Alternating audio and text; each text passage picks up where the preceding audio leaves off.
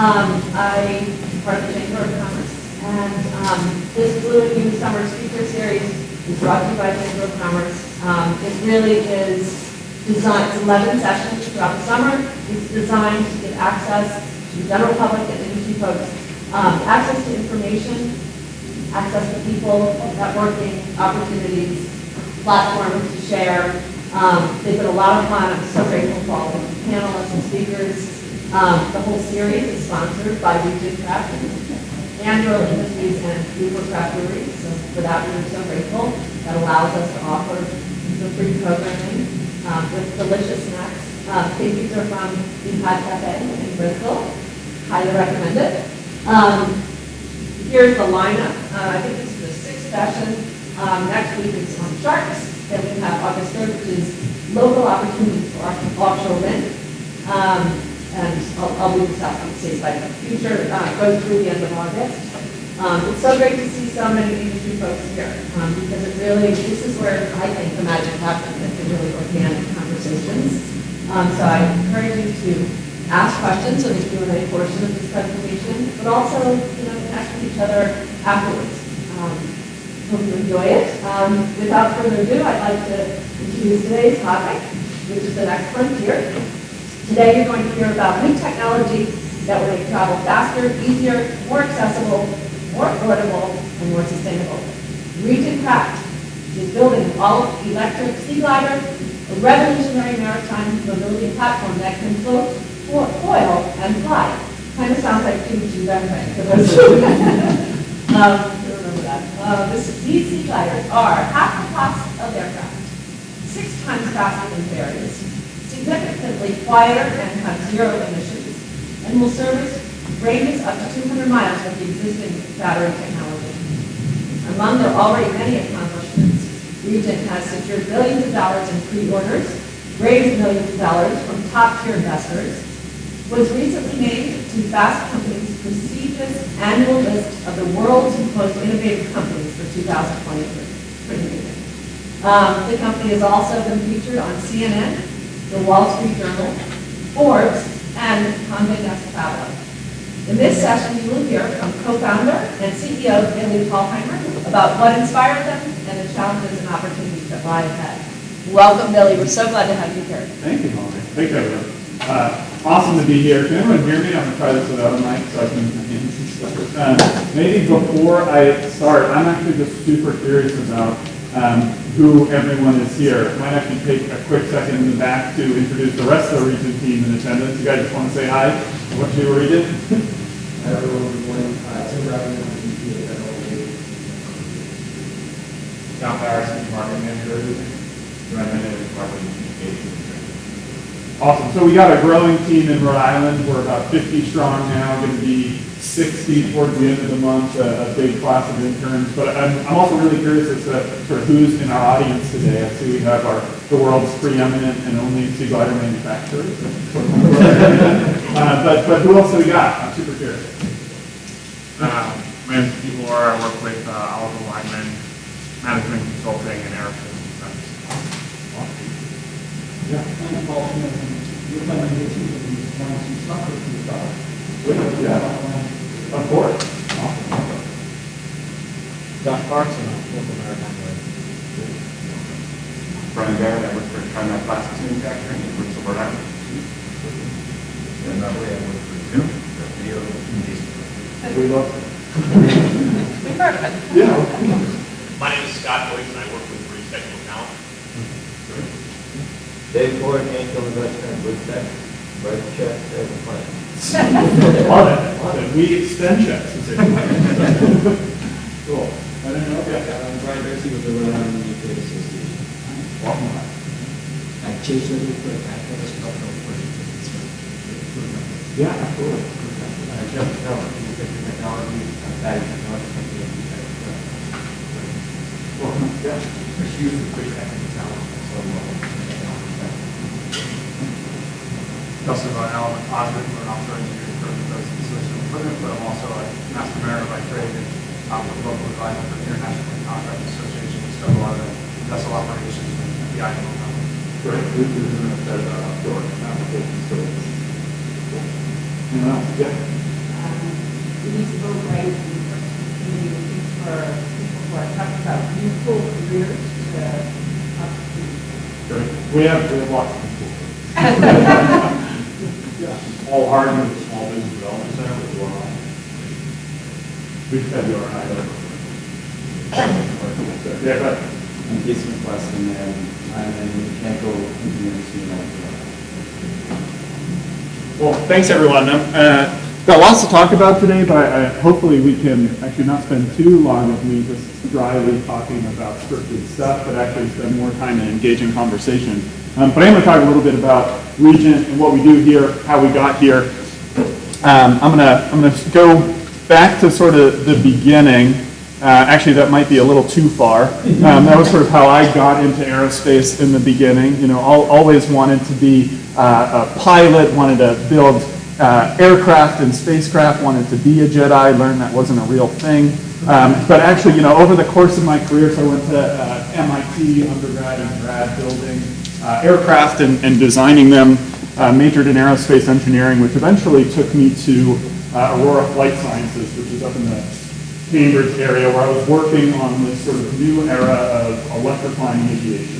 So we're building these vehicles called eVTOL, electric vertical takeoff and landing, and everything in aerospace is an acronym. The goal was, you know, we're going to revolutionize transportation. This is going to be Uber in the sky. They called it Uber Elevate. So you're going to go outside on your phone, you're going to dial up your flying car, it's going to land there without a pilot, it's going to be silent and green and half the cost of the car somehow. We're going to get into it, it's going to fly me to wherever I want to go, the airport, my friend's house, it'll land in their yard, we'll deal with, you know, traffic deflection later, and then we'll get out and we'll be like the Jetsons, and finally we have the technology to do this. So actually, we built these machines, you know, powered by the industrial giant of Boeing, and it's pretty amazing that we're seeing partners like Boeing and Airbus and Lockheed and groups like this start to, you know, really fuel these new technologies. But we also found a lot of problems with it, and what I realized as I was thinking about transportation in that space and, you know, seeing all the technology available was being in the Boston area. The real pain point to me was, how do I get to New York? You know, it's these regional routes. Like, no matter which way I travel, I'm stuck in traffic when I drive. I'm sitting in the airport longer than I'm actually in the airplane itself. I can take all that money I paid for my plane ticket, and I can buy a train ticket, and it's going to take me literally just as long. And I can't take a boat because they're slower than everything. So there's really no good mode to do that unless I'm very wealthy and I can charter a private airplane, but that's not available to the masses. And all of them burn dinosaurs to get there. So, you know, how can we create this new technology that's faster, cheaper, greener, more accessible to everyone to enable this connectivity? This is sort of the first route that came to me, is that Boston to New York route. As we sort of later got into the company and the fundraising process, it's LA to San Francisco, where there's tens of millions of people a year on that route, and really none of these transportation modes solve that problem. So where we were looking at electric aircraft that were sort of range constrained, we wanted to say, how can we solve these regional routes? And it was more than just, you know, the pain points of the routes themselves. We are in this existential stage around the world where we're trying to produce sustainable technologies and take that into the next generation. And we view that as existential, not only from, you know, the planet's perspective, you know, doing good things for the world with VC's money, but also just from a bottom line perspective, we're seeing customers start to choose different modes of transportation because they don't want to have a carbon footprint. We're seeing countries and states actually ban carbon-powered vehicles or put taxes or caps on carbon emissions. And so we looked at the whole space really early on before we founded Regent and said, what's going on in transportation? So there's a lot of crazy vehicles on the slide, and they're all pretty exciting. So just to talk through them a little bit. So we said, what's going on in aviation and transportation in general? For the short range, for your sort of urban missions, you have those eVTOLs I was talking about. These crazy-looking aircraft powered by batteries that will take off and land vertically and take you to where you want to go. But because of that vertical takeoff and landing, they're extremely range constrained. We're talking about 50 miles. And as we were thinking through the $1 billion it takes to develop these vehicles, you know, my thought and a lot of the founding team's thought was, well, a car can do a 50-mile mission pretty well even in traffic. So maybe it's not worth $1 billion that it takes in that space. Then we have these aircraft that are trying to fly like a normal plane, these STOL planes. So if you're familiar with like the Bush planes in Alaska, STOL is short takeoff and landing.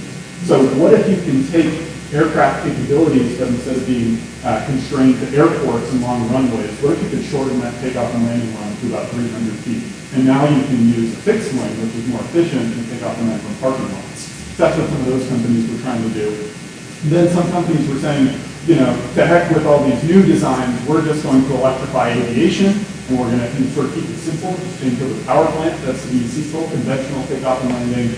And then Elon and the Virgin team said, to hell with all of this, we're going to create vacuum tubes, hundreds of thousands of miles, and put people inside and launch them at rifle bullet speeds, and we call that Hyperloop. So everyone's trying to innovate in this space, which is super exciting, but unfortunately, all of them have problems. So everything in aviation is under the jurisdiction of aviation certification authorities, the FAA, EASA in Europe.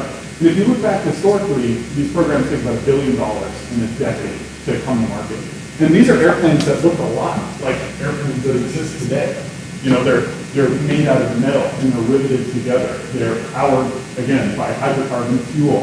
They're flown by humans. We're not even talking about autonomous systems here.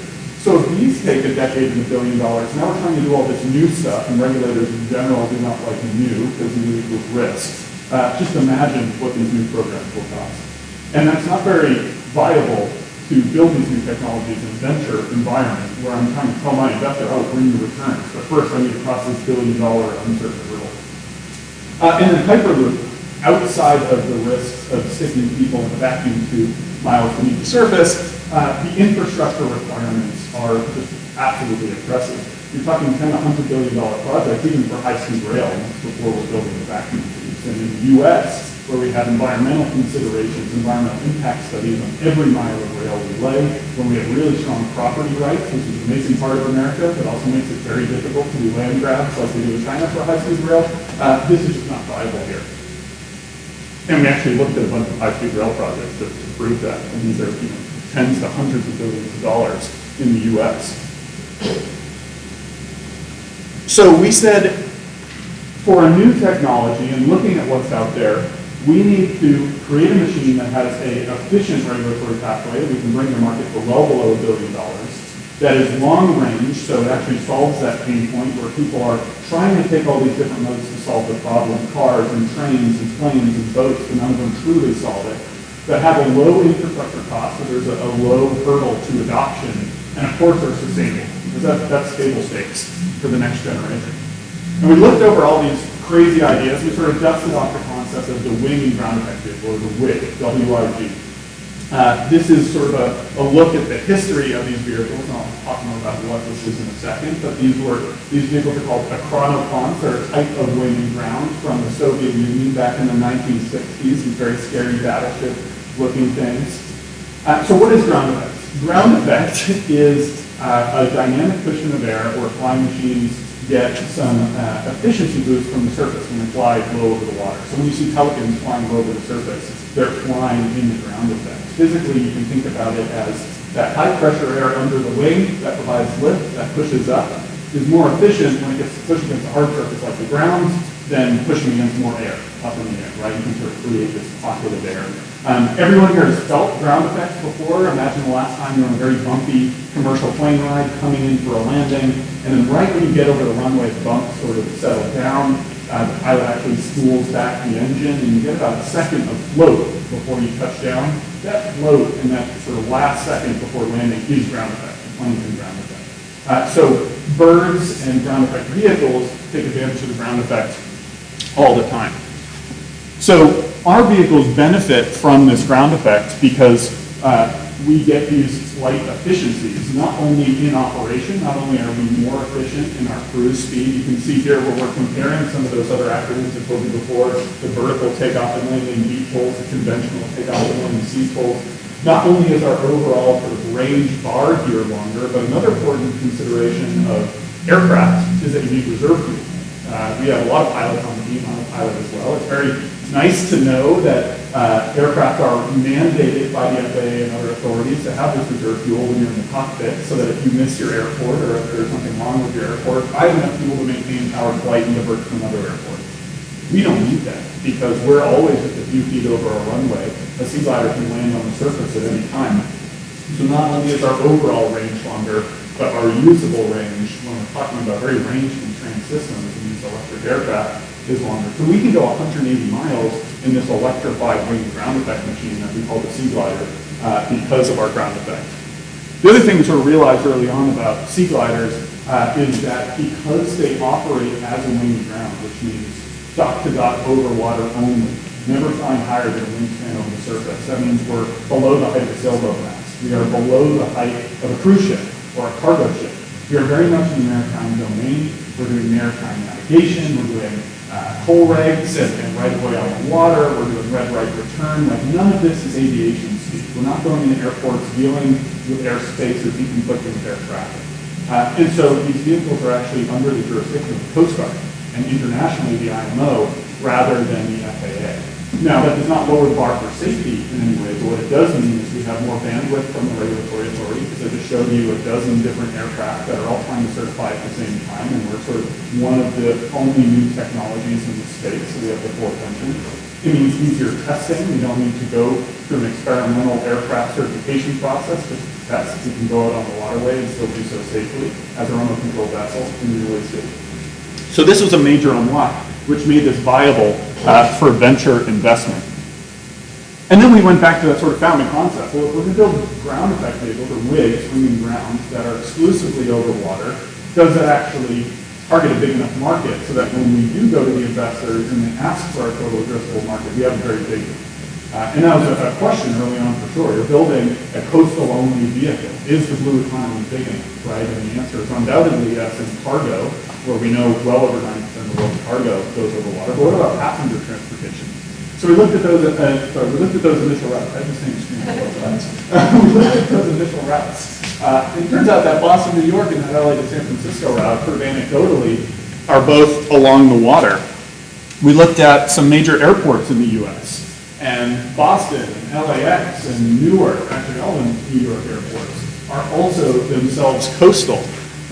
We looked at the overall market of ferries. We don't really notice it here in the U.S. Maybe we're a little more familiar with maritime transportation in Rhode Island than in other states. But the global ferry industry carries as many passengers every year as the global airline industry. We think of the airline industry as the dominant global connecting mode, but almost as many passengers every year on ferries, and they're doing it in Europe, and they're doing it in Southeast Asia.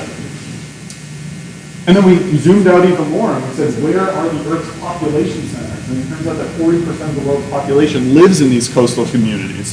So sure enough, we had a full addressable market here that was enough to really validate some venture investment. So we had this big idea at the beginning. We're going to electrify a winged ground. We're going to provide regional transportation and regional mobility at a low-cost point, something that's fast to get door to door, and something that's completely sustainable. We've solved the problems that we saw at Boeing in electric aviation because we can go twice as far and we're not regulated by those certification authorities. Why has no one else thought of this? That's the next question the investors always give you is, you guys are not that smart. Someone's definitely thought of this, so why now? So we looked back and we said, I would imagine in this audience that this is the first time you've heard of a winged ground effect vehicle, and I would bet a lot of money that no one has flown on a winged ground effect vehicle. So why is that? Why have these not caught on? They're so cool. And we look back, here's sort of that graveyard of past attempts, and again, this is a 60-year-old design. All the cool stuff in aerospace happened in the 60s. They tried everything. They also killed a lot of people. So there are really three things that prevented their widespread adoption. The first is poor wave tolerance, that wigs and seaplanes and flying boats are taking off and landing on their hulls. And they have planing hulls. They need to come up to speed and take off from that water surface. So they're slapping the water as they take off and land. If you're over, as I'm sure many of you do know, if you get over 20 knots on a boat in the sea state, anything over a foot or two is very uncomfortable. And so these vehicles could not operate. They could not get up to take off speed in sea state higher than 2 feet. Now we come down to market sense when the investor says, how is this going to work? I'm not going to plan my vacation to Hawaii, and I'm probably going there to surf, so I'm going when the waves are high anyways. I'm planning my trip around the high wave trip.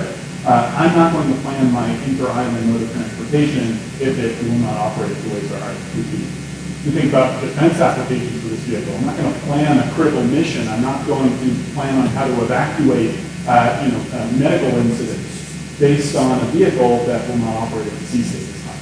So from the beginning, this needs to be reliable. That's what's prevented a lot of this adoption. That's why seaplanes largely only operate on lakes. Two is poor maneuverability in crowded harbors. These things are taking off and landing at airplane speeds, but they're never getting out of the water environment. So they're very fast and they're unmaneuverable on their wing, and that's a safety hazard in a crowded harbor. And moreover, I'm going to go to my investor and say there are these massive markets. We're going to operate in the most crowded harbors in the world because that's where all the passengers are, but we're also going to do so with very fast, unmaneuverable vehicles. Those two don't die. And then three, poor safety records. These vehicles operate very fast. They operate close to the water. We're talking, our vehicle operates about 20 to 30 feet, but these past attempts were even lower, 5 feet or so over the surface of the water. So we're asking these pilots to control the vehicle, pitch and roll and altitude, reject gusts as they come in, keep this thing very stable and safe for trips that could be an hour or more. We actually called and found them for our we called them and we said, what was your experience like? And they said it was incredibly taxing. It was the hardest thing they've ever flown. And like I said, some of the early days of wing and ground development were marred by many accidents. So I was thinking about this concept, and in addition to being an aviation nerd, I was also a college sailor at MIT, so I was staying abreast of what was going on in the maritime space. And realized that, hydrofoils and the innovations going on in the Americas might actually provide an unlock for this. We had this concept of an electrified wing and ground. How could we make it viable? How could we overcome those three problems? So what we did is we said, well, this technology is actually pretty mature now, and we can solve the wave problem, and we can take off in a high wave state if we just put hydrofoils on the thing. So now we can create a vehicle that can do a high wave state takeoff. So I'm actually just going to switch over here now. So what we did with sea gliders is, for the first time, a sea glider is a hydrofoiling wing and ground effect vehicle. Or put it another way, a sea glider is a wave-tolerant wing and ground effect vehicle. So for the first time in history, we added hydrofoils to this concept, which simultaneously unlocked the high wave tolerance and the high maneuverability. Now we can be a boat in the harbor on our hydrofoils. And we're able to do that with some of the advances in electrification and electric propulsion, so that we can now take off at very slow speeds, and we don't need a hydrofoil up to 80 or 90 miles an hour to take off on the wing like aircraft today. Now, because we're doing these three different modes of operation, as Molly said at the beginning, float, foil, and fly, we're going to control the whole thing with the digital flight control system, so that my pilot isn't trying to fight the thing, isn't having to transition between being on the water in a fluid that's 1,000 times more dense the air, and instantly switch from one control methodology to another when I take off. But to the captain now, and this will be a boat captain, we're going to abstract away all that difficult stuff, control it with rigorous flight control software, and all the captain will do is drive it like a boat, left and right, fast and slow, and also like float, foil, or fly. So what does the trip look like on a sea glider? You board it at the dock like a boat. You don't need to go through TSA. There is no TSA. It's like getting on a ferry. As we go through the harbor, we rise up on our hydrofoils. We can go as slow as 20 miles an hour to be very maneuverable through the harbor. We can go as fast as 50 miles an hour to get out of the harbor if we want to. So we're going from Providence to Manhattan, let's say, because this is my daily commute now. A vehicle like this will enable that as a daily commute. So maybe we go through Narragansett Bay at 50 miles an hour on a hydrofoil, and when we enter the Sound, we take off onto our wings. We retract those hydrofoil systems, so it's actually like landing gear instead of takeoff gear. Settle into that pocket of air, about 20 to 30 feet over the surface, and fly in the ground effect on our electric propulsion. Accelerated speeds up to 180 miles an hour. It turns out to be just under 180 miles to New York. So we're going to fly all the way down in the Sound. We're going to land at the other side, just outside the East River, redeploy those hydrofoils. Now we can hydrofoil through the sort of winds and bends and traffic of the East River and come into the Seaplane Port at East 23rd Street and do it all in about an hour for about $50. So that is really the transformational capability that we're talking about here. But slides are much more boring than videos, which I have for you. So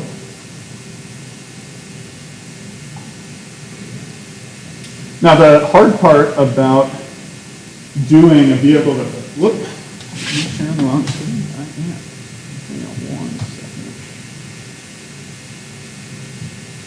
by.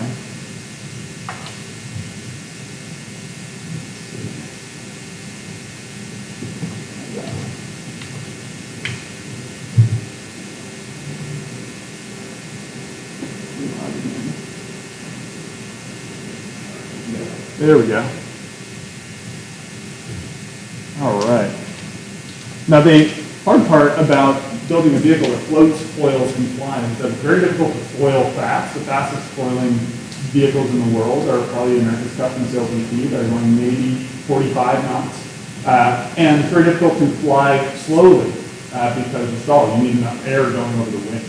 So we said we're going to de-risk that in the very beginning with our quarter-scale prototypes. This is the first vehicle that can do all three, and we proved that early on. You'll notice us accelerating up to speed on those hydrofoils. You'll notice the wings have propellers distributed over them. So we're the first vehicle in history that's done this. And the magic is in that blown wing system, not a very creative name. We distribute propulsion over the wing with electric motors where we can put wherever we want to. And we're blowing that high-speed prop wash over the wing. So the wing is tricked into seeing that fast-moving air, therefore generating high lift even at very slow speeds. That took off at about 40 miles an hour. It was a 400-pound vehicle that took off at about 40 miles an hour. Our full-scale vehicle that we're building now will take off at about 50 miles an hour. And that's a 15,000-pound vehicle. Just to give you a sense of how slowly this vehicle can actually get airborne. And all of that is due to that electric propulsion. And it's very difficult right now if we wanted to strap a bunch of engines or use complicated gearboxes and shafts to mechanically distribute propulsion. But now we stick the motors where we want to. We run wires to them. We have a big central battery. Not only is that a very green system, it's a very simple system. It's also a system that's very easy to maintain.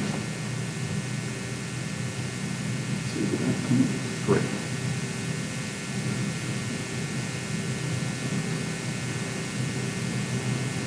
So I'll tell you a little bit about the products that we're, there we go. I'll tell you a little bit about the products that we're building here at Regent. Regent is a sea glider company. We build electric wave tolerant and ground effect vehicles for this regional transportation mission. The first sea glider we're building is called Viceroy. That's a 12-passenger vehicle or about 3,500 pounds of payload that will bring to market by 2026. The next vehicle, the larger vehicle, is called Monarch. We named ours after butterflies. They were sort of underutilized. There were a lot of like bird airplanes, and there were sharks and other fish airplanes, and not a lot of butterflies. So Monarch is our 100-passenger vehicle with entry to service by 2028. That will carry, again, 100 passengers or about 25,000 pounds. You know, the cool part about building a sea glider, something that can transport stuff over long distances at high speeds at extremely low cost, is that there's a lot of missions for this system. So even though it looks really cool and there's a lot of technology there, a lot of times we call it a bus, and we can build buses whatever we want. So Regent's a dual-use company. Sea gliders have all sorts of mission applicability. Our primary focus to date has been on commercial passenger transportation, which is really that founding vision, but also in the defense use case for defense logistics. In addition, a whole bunch of secondary missions here. Tourism, so using sea gliders instead of helicopters, getting close to shorelines, flying around coastlines and things like that. Cargo operations on the commercial side, offshore logistics, as we talked about, and search and rescue and maritime patrol. So just to dive into a little bit of how we've grown over the past, coming up on 3 years now, just under 3 years. We have about 500 sea gliders on order, representing over $8 billion. We have customers in 5 continents around the world, primarily maritime and aviation customers. So Regent is the Boeing of sea gliders. We build sea gliders, provide aftermarket maintenance, and train sea glider crew. We're the OEM. We sell our sea gliders to the operators, who are predominantly ferry companies and airlines. We have some of the largest ferry companies in the world on here, like Brittany Ferries that operates across the English Channel, FRS operates all over the world, and some really dominant airlines as well. Mesa Airlines is one of the largest in North America. You've probably flown on them and thought you were flying on United, but they were probably flying on the regional routes. We've also had some amazing strategic investors, Japan Airlines, Hawaiian Airlines, Yamato Transport, which is the largest logistics company in Japan, and Lockheed Martin, who's been really interested in our defense mission. And that's what we're growing, actually what Tim is leading for us we're really excited to be this dual-use company and be able to support national security and defense interests as we've seen, geopolitical tensions rising in places like the Indo-Pacific. So we're moving towards an island hopping force. We need vehicles that are very fast, that do not rely on fixed infrastructure like runways, because that might not be everywhere or that might be gone a few weeks into a conflict. We need things that are easy to operate, so we don't have that 2-year pilot training pathway, but we can just put people in and get thousands of them out there. So the vehicles need to be cheap as well. And then bonus points if they're hard to see, right? So that we have high confidence in the safety of both the mariners aboard and the missions they're out to conduct. And we check every single box there. So we've been working a lot with the Marine Corps, with SOCOM. That's why Lockheed invested in us. We're pretty excited about that mission. And I also have a video here on what this might look like.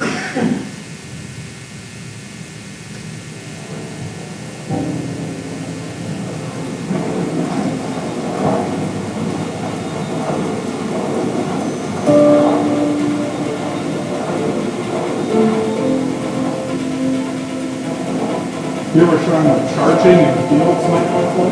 That's a question we often get from our defense customers, but we have a report on us how we will deploy charging out at military base. We're talking about that low observable. You see Top Gun 2, we fly at all times like that when they're flying right over the water. Look at a place like the Philippines, where we can distribute a company of Marines in 4 hours or 200 miles for 2 orders of magnitude less than just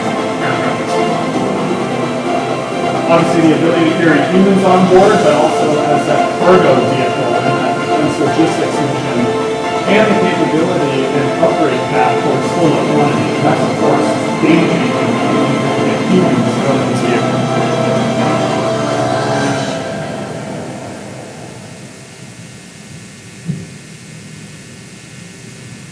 So we've been growing quite a bit. We've also been developing the technology. So this is not just all sales and CGI. We've been testing the real thing, as I showed with that quarter scale prototype we've been testing for well over a year. And we've been putting it through its paces. So we haven't just been flying on beautiful days like this. We've been putting it through waves and wind and showing that we can fully characterize the Sea Glider system.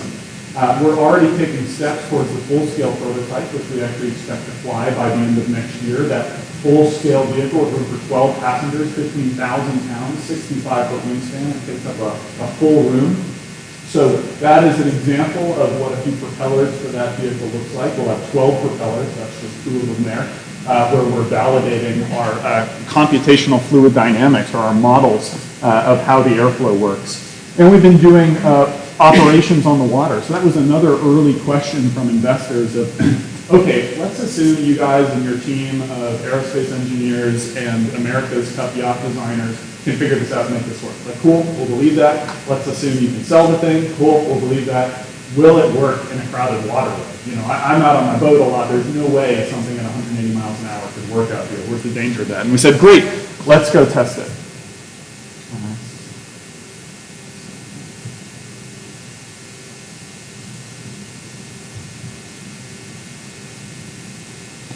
So we said, what is the closest thing to a Sea Glider that we have today in terms of the operational environment? We decided it was a helicopter, so we said we're going to get some crack helicopter pilots that don't mind flying at 50 feet off the deck at over 100 knots and sort of simulate what a Sea Glider can do. And we're going to strap on all the modern sensor equipment we have today and show that we have plenty of time to detect and avoid traffic, even when we're going to these really crowded maritime environments. Now, it's really important to remember that because Sea Gliders float, foil, and fly, when we're in the harbor, when we're anywhere close to a marina, we will be a boat as well. We'll either be floating or foiling. So we will always be at the same speed and just as maneuverable as the maritime traffic. We don't take off on our wing until we get into the open water, until we're outside the harbor, potentially even outside the bay. So that's what we did. We flew this helicopter around. We were buzzing ships. We were showing that we can pick these things up. We're using AIS detectors. We're combining those with the onboard radar systems. We're investigating AI-enabled computer vision sensors as well. We're going to fuse all of those into a display that the captain can see and have a very clear situational awareness of what's going on the water. So this is some of the early testing we did to validate that, but overwhelmingly we proved that this is absolutely possible.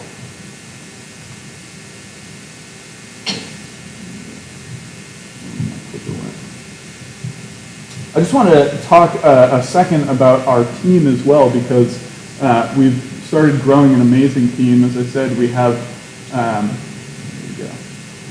we've grown to about 50 people now, moving towards 80 by the end of the year. So my co-founder, Mike, went with me every day through undergrad and grad at MIT. He was our flight controls and autonomy. I was more the flight physics and aircraft design. So between the two of us, we built an airplane. As I said, Tim joined very early on and was leading our federal and government engagement. Adam leads our commercial BD. He formerly led the Textron region in Asia Pacific, so he's very familiar with that region of the world, where this is a huge mission, and also with aircraft sales. He's a commercial pilot himself. Lauren leads our marketing. She comes from Facebook. She has somehow a physics degree and is a marketing degree. Some of our early engineering leads, Dan came to us from that same Boeing subsidiary and had designed and built and flown electric aircraft, and there's not many of those on the planet. Brian came to us from the Americas Cup, where he was one of the engineering leads at American Magic and at Oracle before. And Ted was designing next generation avionics equipment and leads our certification, which was one of the earliest hires. And since then, we brought on some industry thought leaders to help us. You know, we said, we have massive goals. We want to change transportation all over the planet. We're going to need some really experienced people aboard too. So we brought Dennis Muhlenberg, who's the former CEO of Boeing, David Neeleman, who's the founder of JetBlue and Azul and Breeze Airlines, one of the few successful serial airline entrepreneurs on the planet. And those two guys, in addition to this other awesome team, have really been helping us grow and think through the next steps for this. So I'll leave you with the next step for Regent, which is building that full-scale vehicle. Let's see if I can.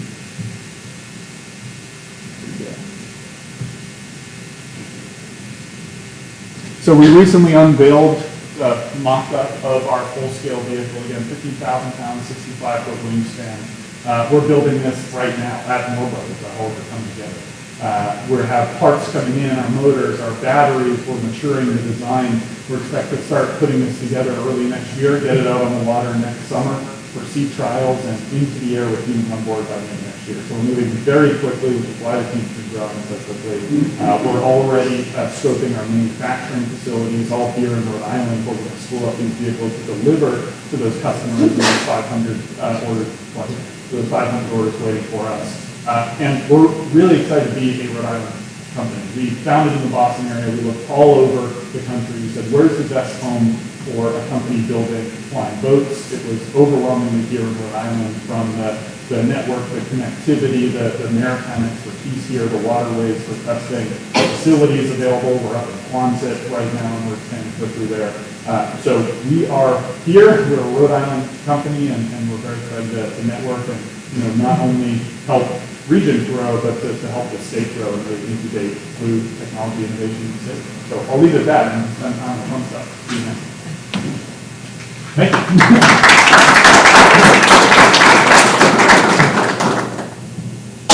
Questions? Yes. So Billy, talk about the use case of a crew transfer vessel for offshore wind and how you might disembark the workers from the sea gliders to the infrastructure. How you might do that? Yeah, so the question was use case for offshore wind, specifically the disembarking and the transfer. So the use case is sort of more obvious, right? It is that this is a faster vessel, a faster, cheaper vessel. We're talking about putting wind farms further and further out at sea. We're working with Total Energies even on offshore oil as well, which are now hundreds of miles. So as a way to get there faster, cheaper, in a more wave-tolerant fashion, because once we get outside the harbor, we're flying over the waves. So we have very high wave tolerance. The question that we are working now with Total Energies, with Versa, actually in Abu Dhabi, that's doing offshore logistics there, is exactly that. It is how do you transfer the crew and the cargo to platforms, to the farms. So we have many ideas on this. We're a very creative engineering team. So some of them involve certain docking infrastructure. Some of them involve modifications actually to the crew transfer vessel. So rather than using the crew transfer vessel to go from the shore to the wind farm, you can park the crew transfer vessel at the wind farm as sort of a intra-farm taxi. So now your sea glider can do the long range, sort of dock to the vessel, which is maybe easier to modify than the platform itself. And then you can just use that slower but easier to move vessel around the farm. So that is in work. I'm not pretending we've figured that out. That is definitely the key to unlocking that mission. But there are a lot of ideas about it. And the next step for us is to actually work more and mature these designs with the customer, with the use case, with the operators of the wind farms and the offshore oil platforms to see if this is viable. Are you talking to Ørsted? We are talking to Ørsted about this, yeah. We haven't gone too far down the road. We've seen a lot more excitement and sort of resource allocation from some others, but Ørsted's our neighbor. We're right next door to them in Quonset, so we'd love to do more of them. Get him back.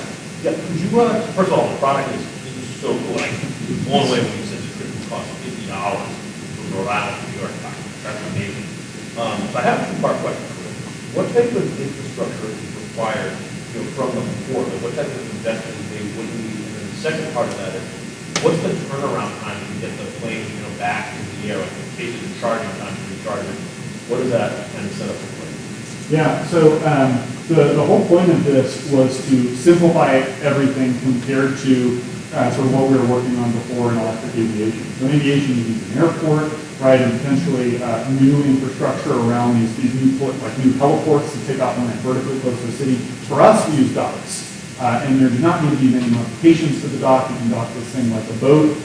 If we were to purpose-build docks, they'd have sort of a triangle shape. You can back in, and it's easy with the wing, but really not much via modifications. We, of course, need charging infrastructure, too, because we are an electric vehicle. We like to think this is a rising tide floats all electric boats here, that we can share charging infrastructure with others. We're seeing ports around the world becoming electrified already because of cruise ships and ferries. When they're in ports, we're seeing cities want to move away from running their engines and that really disgusting fuel import and move towards electric for that hotel power. So, for example, Miami has dozens of megawatts available in Port Miami to charge the cruise ships, and we can tap off those lines to charge us. So extremely low infrastructure requirements is benefiting from this great tailwind of electrification already. From the recharge time perspective, these batteries recharge, they're very similar technology to like a Tesla battery. So you're talking about a full battery in about 45 minutes or so. But that full battery corresponds to a full trip, 180 miles. So if we're doing the Providence to New York route, that's a full range trip, so it's about 45-minute recharge, which also realistically is about the time it takes people to get their stuff and get off and get the new crew on. But in other cases, like around the islands of Hawaii, those are closer to about 90 miles. So that's a half trip, so that's a recharge in about 20 minutes. So it correlates to your trip, right, in terms of how long you need to fill up the tank. Really, as a fellow pilot, what's the, before it's all autonomous, what's, the requirements, both from a legal standpoint as well as, what kind of training are you going to be putting through? These guys, maritime, aviation, it's kind of included. Yeah, so we made the decision at Regent really early on to make everything under the maritime domain, because that's where the regulations were, right?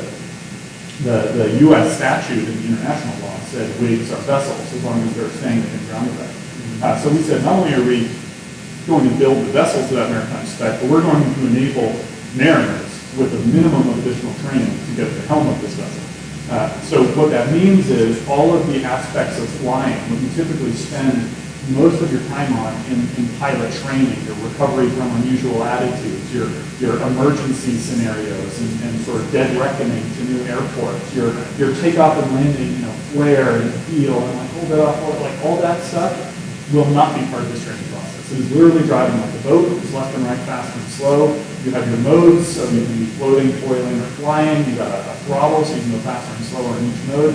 Something goes wrong, you click the land button, you call the Coast Guard, and that's all it is. So from a navigational perspective, there's still a lot there. You still need to be, you have your master's license, you need to know how to navigate on the waters, and you need to be intimately familiar with the right-of-way laws and everything like that. As a high-speed ferry operator would, but you do not need a pilot's license. And we're able to do that because it's a highly automated system. So digital flight controls have taken all of those pilot aspects and are controlling them with multiply redundant actuators and safety critical flight software. You talked about this question going from like aviation out to the ports, and you mentioned for like your budget area or going out, you can take off from either outside of the harbor in the bay or potentially out front. Like, how far are you along in that process? And if you're going to have like some sort of dedicated fairway, are you kind of in talks with incredibly like strategic, or you go to land at point of convenience?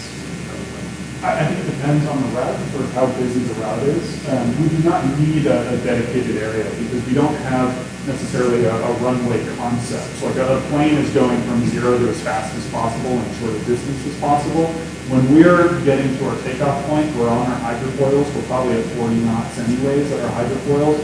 So we're more accelerating 5 knots and taking off, or even just jumping out of the water than sort of going from stop to start. Right? So if you think about it more, we go through the harbor, press the button, and off we go.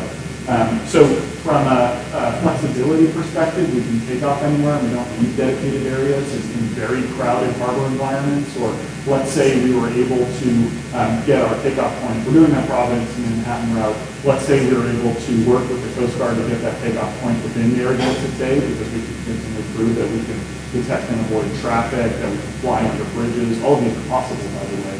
In those cases, there's likely some sort of dedicated area so that the other managers know. Yeah.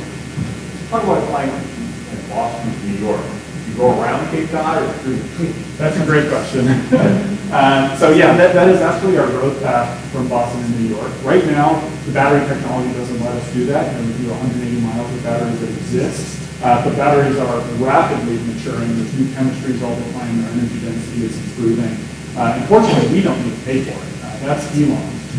That's the automotive companies. That's these new aviation companies that have raised billions of dollars from this fact. So huge tailwinds on battery development. So as we do get these better batteries, and we think we'll be able to do these ranges more towards the end of the decade, this fantastic question on a route like Boston, New York, what do you do? We've done math on this. Turns out you can fly around the Cape. It's like 350 miles, and you can still beat on a door-to-door time any other mode of transportation because of the time it takes you to get to the airport, walk through the airport, wait in security line. You got to get there early for all these things, board this large plane. So you actually can beat on door-to-door perspective that route, but the opportunity is in going over the Cape. So right now, we are what's called a Type A wing and ground effect vehicle, and actually under IMO and ICAO joint agreement, there are 3 types of wing and ground effect vehicle. So Type A is what you've seen. We fly within ground effect at all times, never rise out of it. We're always in that maritime environment. A Type B is allowed these transient hops up to 500 feet. The sort of definition of transiency isn't really defined yet. That's in sort of an untrodden path, so we'll get there. And a Type C is essentially a seaplane. You can fly at altitude, but you can also ground effect. So that Type B is really interesting for us. When you think about the concept of leaving Boston in ground effect, coming south, popping up to 500 feet, flying over the Cape Cod Canal, so at altitude, but still over a waterway. We're away from large city traffic. We can be under flight paths. We can still be controlled, and then coming back down in ground effect for the rest of the trip. That's a really interesting growth path for us, and the regulatory environment exists for us to explore that. In that case, it will definitely be collaboration with the FAA, because right now, where this is very much in the maritime environment, we've been speaking with both the Coast Guard and the FAA since the earliest days of Region. We're a little uncomfortable with boats flying at 500 feet without knowing about it, so Type B, there'll be a little more interface.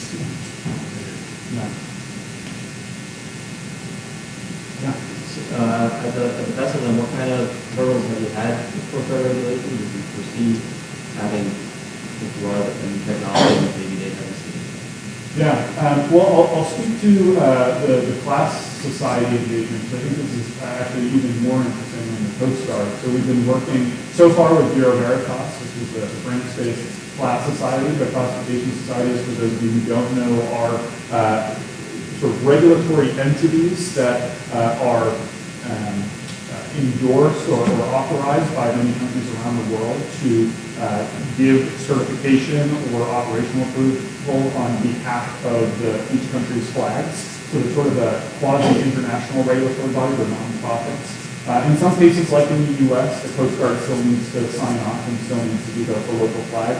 But in many other countries, if you have flags, as you know, sign off by the classification society, it's as good as the flag. So in the early days, we sort of had to sell the classification societies on this concept because it's an investment for them, the expertise. And that's sort of the general question with maritime regulators in the U.S. and all around the world is this thing looks like a plane and it has capabilities on it like an aircraft and has aviation technologies. So do we have the expertise and capability to regulate this and to certify this?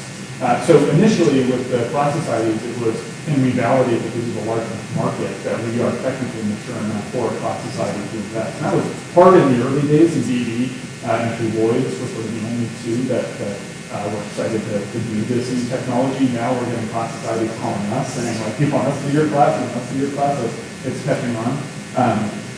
The exercise we had to take them through was saying, you know, these wing structures that you might think are aviation look a lot like sail structures, look a lot like outriggers. You know, the structures are all the same. You know, Moorebutters is building our wings and our hull. So the structural engineering and the composites manufacturing is very similar. Electric propulsion batteries are being used in ferries as well. Multiply redundant safety criticality is being used in oil tankers and oil drilling machines, where you also have that safety criticality. The software to hold position, which an oil tanker uses to hold over their site and we use to hold position in the air, while there are different systems with different softwares, that safety criticality and multiple redundancies is still there. So we drew a lot of analogs. We said in some places, yes, we will need to sort of augment capabilities, like propeller certification, for example. That's not really a dominant maritime thing, that's an aviation thing. We can pull standards and expertise from the aviation world to say we should certify our propellers to these standards, and so the Coast Guard can approve with help from other authorities. But once we walked through that problem, it became much more sort of digestible in near term. We just had to cast our engineering challenges in the language and with the precedent that is well established in the maritime. How do long swells and nose affect the fly? Yeah, so we fly higher than most wing and ground craft in the past. So I like to say we're the first wave company that is not purely focused on ground effect. If you look at those chronoplans or some of the past attempts, they're skimming right over the surface, right? They physically cannot fly outside of that. So they need to do that wave following, and if there are waves, long period or short period, they're sort of following them. We said for ride quality and also for safety of these control systems, we'd like to be a little higher, and we're going to design our vehicle to be a more efficient shape. So it looks a lot more like an airplane than some of these past flapping concepts, and that's a much more efficient design. And we're going to lock it in that altitude with our flight control systems. Because we fly higher, you know, this ceiling is, what, 15 feet? We're going to be flying at twice the height of the ceiling, right? We're going to be at 20 or 30 feet. So you can still have long period swell under the vehicle, and it's not really going to affect you at that altitude, but you're still below the height of a sailboat mast. We can take off and land in up to 5-foot waves, and actually, if we're following swell, we can go a little bit higher than that too. Yes? Do you have charging capabilities while in transport for those times that you have proposed or like escalates, you know, like terminating and obsolete? So when you're in transit, all the power on the vehicle you really want to use for going forward. So, you know, if there was any sort of charging happening, you'd be charging it with power you brought with you. So that would just take away from what you're doing. The charger technology will really be at the docks. brakes, and we'll be pulling from the grid, or we'll be pulling from local sustainable sources.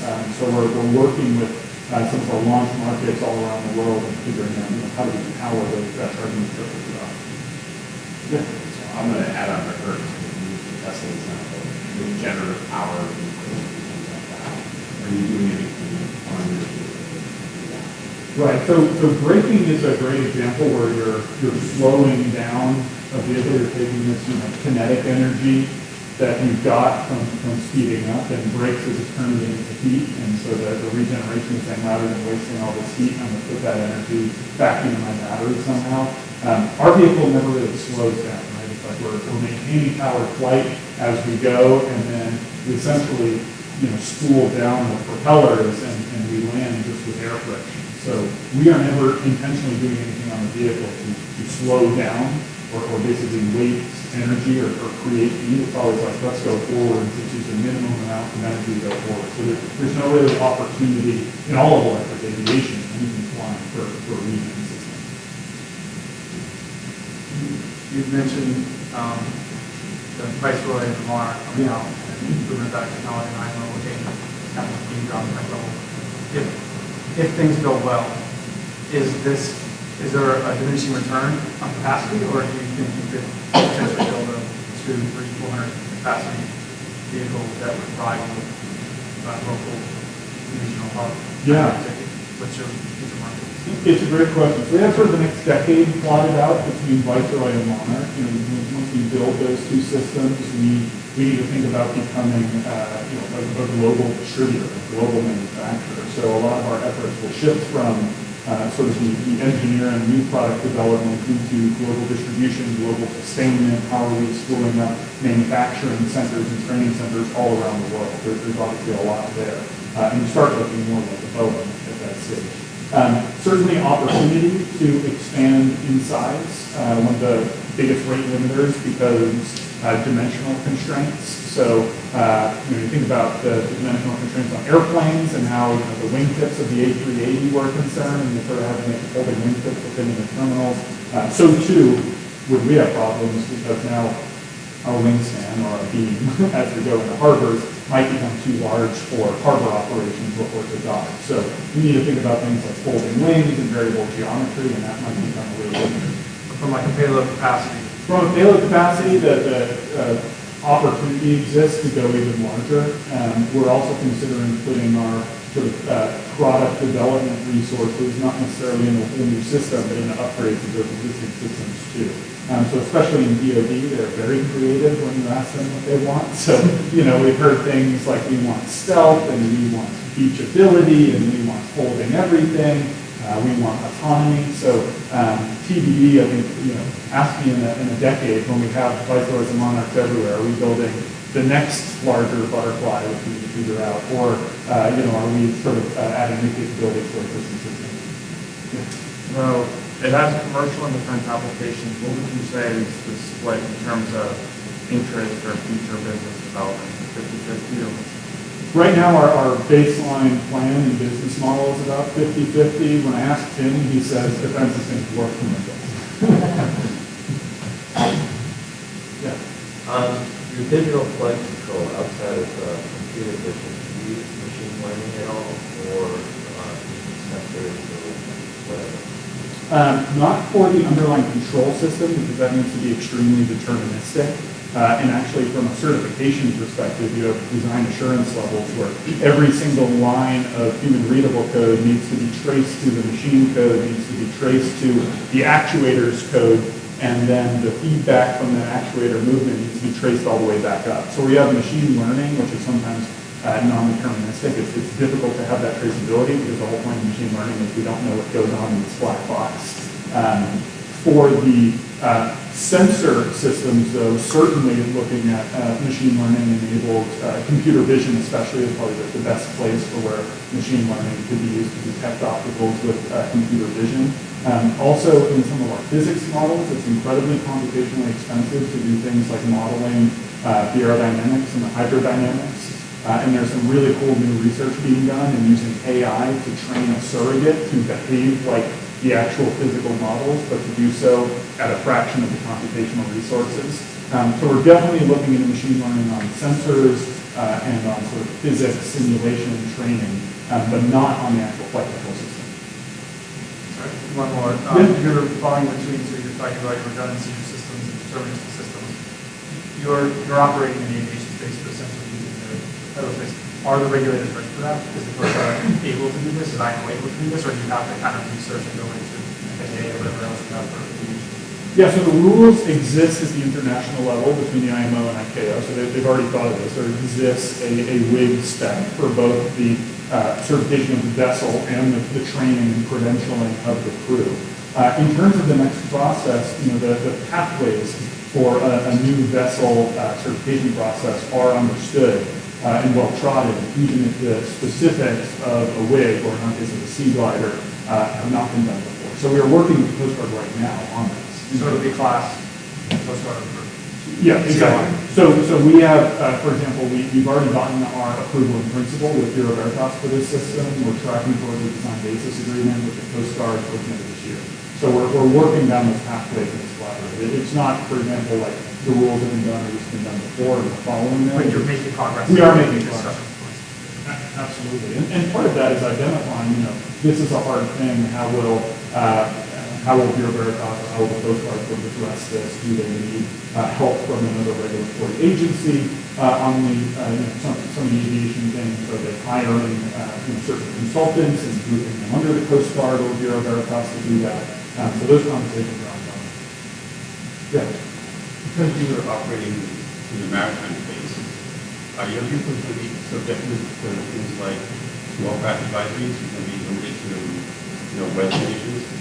Absolutely. We'll have weather limitations. We'll be Jones Act compliant. We are last in the way rules. Wind ground is in the list today and is dead last. So we are a vessel. Every aspect of it. What do you acoustic like? So my dad's an acoustic engineer, so I grew up with acoustics. I'm very passionate about them, about keeping things quiet. So when you think about an aircraft, what are the things that make noise? Engines, we don't have those. We have motors, which are essentially silent, and propellers. So think about a helicopter, the dominant noise source is the rotor. The sort of driving thing on a propeller that makes noise is how fast the tips are going. So if you rode along the tips and spun around, what's the Mach number on your tip? The noise scale is like the sixth power of that. So it's incredibly sensitive to that. So if you want to go faster, you slow down your tips. How do you do that? The best way is to just generate less thrust.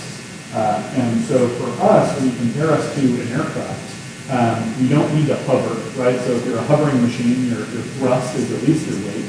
So your thrust to weight ratio is 1. If you're an aircraft taking off on water, you have to overcome all that friction of the water surface, and then you need enough thrust to climb. So you typically have fairly high thrust to weight ratios. We get a very low thrust to weight ratio because we're always in a efficient mode. We're either hydrofoiling, which is very efficient and low drag, and then we pop up and then we're flying on this cushion of air over the surface. So we never need to climb and we never need to hover.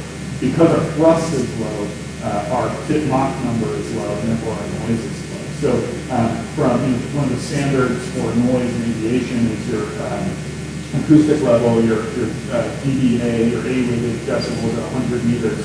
Ours will be conversational level. You will not know these things are going on in the rubber.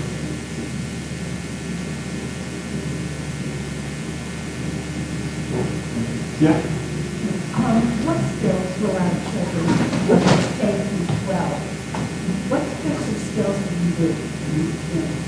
I see the creativity side of it, and the engineering. So I'm also thinking about robotics, which we do in the lab. Yeah. How can you combine all those to help your life? I love that question. I would say we truly do need skill sets across the board. Obviously, on the engineering side, you need the robotics and mechanical, you need electrical engineers, you need computer science, you need aerospace and aviation, you need hydrodynamics engineers. I'm sure I was missing a few in that short list, but there are so many systems on this vehicle. You need human factors engineers to ensure, safety of the crew on board and ensure things like our HVAC systems are keeping people comfortable, right, and recycling the air. So every aspect of engineering we need, but that's just the engineering. We need manufacturing engineers to design our production runs. We need technicians to build the thing. We need salespeople to sell it. We need marketers to go out and tell the world about it. We need HR to keep the company going and recruit new people here. We need legal and finance and all the other things that this is. So across the board, we need. But I'm also looking at the high-end soft skills. Yeah. Social emotional skills, working with community. Yeah. And applying all that into what you're saying. When we screen people, we look for a few of those sort of soft skills, let's call them, or intangibles. I'm screening often for a passion because we work really hard every day. We're moving really fast. And so the thing we found that has made our team successful is that they're passionate about some aspect of what we do. They love airplanes, they love boats, they love travel, they love sustainability, they love technology. That shines through in the interview. I am so passionate about this. I want my life to be about this. So even when I'm working on the weekend or we're trying to hit a critical milestone, I'm really excited to do this. I'm so passionate. Obviously, the teamwork is critical too because we do everything in a team. We have this extremely multidisciplinary system. So all the different engineers need to be talking to each other, need to be talking to the manufacturers, need to be making sure the salespeople are aligned because they're not selling capabilities we can't do, right? So that team dynamic is critically important. And then a sense of ownership too, which sort of goes along with the passion. In general, really passionate people really want to do the thing they're passionate about well. I think that's sort of in our nature. But seeing that, sometimes it's late at night and we're pitching the investor, the customer the next day, and the slide deck's not done. Well, how many get done, right? We have the big design review or the flight test coming up. We need to make sure that system's done. We got to deliver this part, et cetera. So I think passion, teamwork, and that sense of ownership have been huge in terms of our selection process, and certainly every member of our team has it. Can I piggyback on that? Because I just have to say that my experience with your team has been unbelievable. I think each member has been warm, accessible, and open to conversations. And you clearly want to be in Rhode Island. You're grateful for being in Rhode Island, and you want to be part of the ecosystem. In the spring, Billy was the keynote speaker for our Student Entrepreneurship Summit that we organized with Salvador Regina. So we had Salvador Regina students here. He took time out on a Sunday to be the keynote. So, they're clearly investing in being here. And so I'm so grateful for that. Yeah. Can you talk a little bit about your production and manufacturing facility, possibility that's going to be in Rhode Island, and when you're in full production, size of factory, Yeah, it will definitely be in Rhode Island, and we're finalizing the position, the exact plot of land and size and timeline of building now, but expect to be moving into that facility mid-2025 to support deliveries. Within about a year of that. Size-wise, we're planning on being able to produce at least a couple dozen year over year and spooling up from there pretty quickly. We've identified not only one plot of land, but multiple plots of land in the general Quonset area where we could do this, so we can sort of build an electric boat-like campus, right, where our engineers and our salespeople are close to our manufacturing line, et cetera. From a people perspective, upon opening, we'll probably have a few hundred in that building, 200 to 300.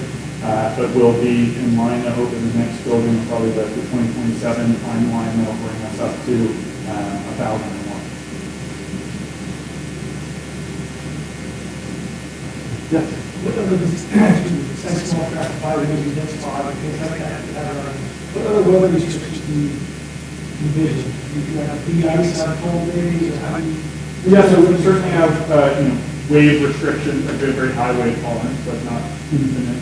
And that wave restrictions depends on your takeoff and landing mode, which is different from your overflight mode, because in a flight mode, your wave tolerance is dependent on safety criticality. Do I need to emergency land the thing, which doesn't necessarily need to be comfortable, because it needs to be safe. So your takeoff and landing are comfort your general operations, your overflights, or the emergency scenario. Certainly wind limitations, like another small plane or size plane would have. Observability, we'll start sort of day clear operations, work our way into night operations, where actually some systems like visual detection does better because of lights. It's easier to see. And then into fog and deteriorating visibility because these sensor systems we're using should be able to handle that. So we'll work through that pathway. Icing is a really interesting one, of course, big in aviation. Again, we'll start at latitudes where icing isn't necessarily a big deal. Our baseline system will not handle icing, but we are thinking about upgrade paths to enable icing. We have a lot of heat in those batteries and those motors, so we potentially could cleverly port through the wing surface. There's also the possibility that icing is a big deal. If you look at planes now, there's typically not a lot of ice accumulation in the slipstream of the propellers, behind the propellers, because the air flowing so quickly over it. Our entire wing is bathed in that prop wash. It's very hard to simulate those, so that needs to be a little more experimentally done. But we actually not need much anti-ice.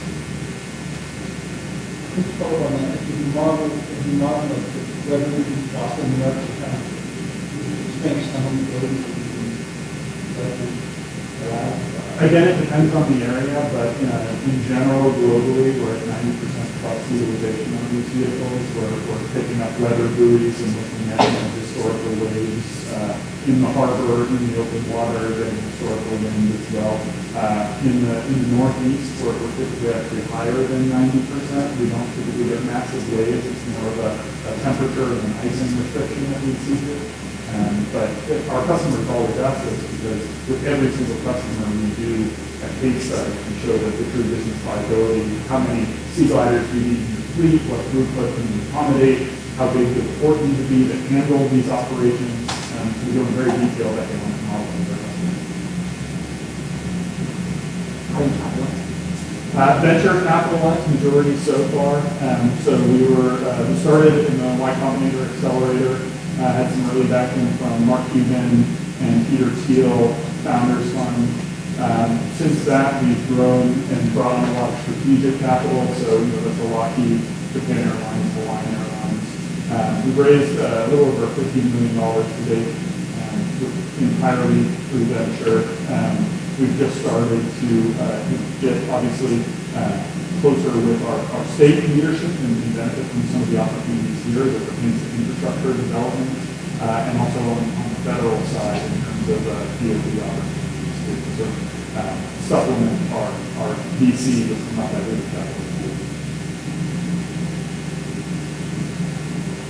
Not much locally though. We gotta turn up the Rhode Island. It's a lot of New York. There's a lot of California. I think there's tremendous opportunities. What's the acceptable temperature operating range to get that community model, for instance? Like down by the equator, Canada, cold and things, Yeah, cold is beneficial. We're in lower density altitudes, the air is thicker, so that in general makes all aircraft and sustaining the a little easier to do. Hot is harder to take off and land. So we've designed the vehicle, I think the exact number, but something like 90 or 100 degrees fully loaded with 10 or 15% buffer on it. So we're actually planning to do some high temperature testing after we build this vehicle, likely to release after really high temperature testing to experiment after that. But in terms of the batteries, whether it's there any concern there, in terms of distance or speed? The concern for those is a little less the distance of your ambient because they're cranking out so much power in typical operations that it is so your takeoff and landing, your highest power states, that would be your thermal regulating conditions. But yes, there's an extreme amount of detail done in terms of the thermal modeling of these high power systems, just as there would be in conventional aviation in terms of how are you venting high temperature exhaust gases, so too we would here both your nominal operations, so how hot are your batteries and motors getting, and how are you cooling them, and How can you ensure that your coolant system is as simple and as cheap as possible? We get a very simple propulsion system, and then if we have some crazy complicated cooling system with some noxious coolant going through it, we sort of defeat the whole purpose of a simple propulsion system. But also in the case of emergencies, so we've heard of battery fires on airplanes before and things like that. So how do we contain that heat in these thermal runaway events where batteries are exploding? How do we contain the heat and chemicals? How do we vent the gases? And importantly, how do we keep our passengers safe in every single situation? So thermal modeling and engineering is a critical part of the process. Yeah. Can we just agree to keep the cool cabin? Yeah, it's relatively small. It takes a lot of energy to stay in the air and move at these speeds. So, we're talking low single-digit percent of the overall energy allocated to HVAC in general. All right, I think our time is up. Billy and team, thank you so much for being here.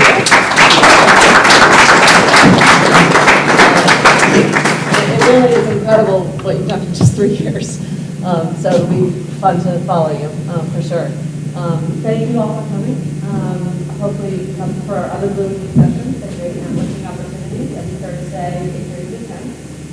Another networking opportunity I just want to mention is the Chamber is doing an annual golf tournament in August. So there's information on that table over here. But again, it's just great to connect with people and you never know what comes out of that. So if you have any questions, I'll be sticking around, but please enjoy the tastings a little bit longer and connect with each other. But thanks for being here.